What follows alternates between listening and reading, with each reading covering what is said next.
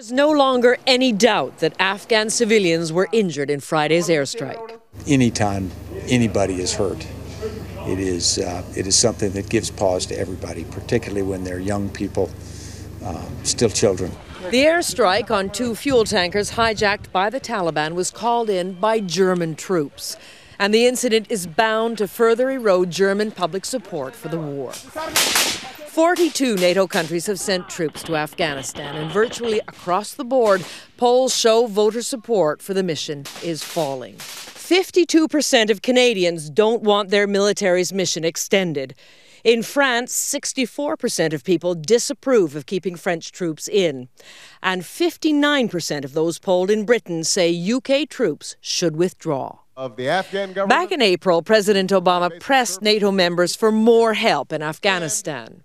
Europe should not simply expect the United States to shoulder that burden alone. It was a tough sell then, and it got tougher as both American and NATO soldiers realized how little they could rely on Afghanistan's own security forces for support.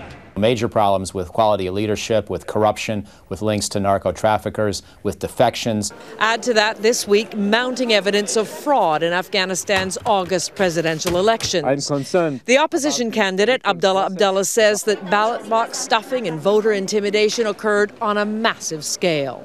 It's not violations here and there. It's not rigging 1 or 2 cases. It's a state-engineered fraud.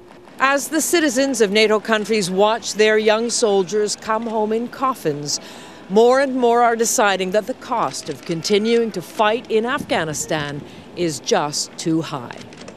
Elizabeth Palmer, CBS News, London.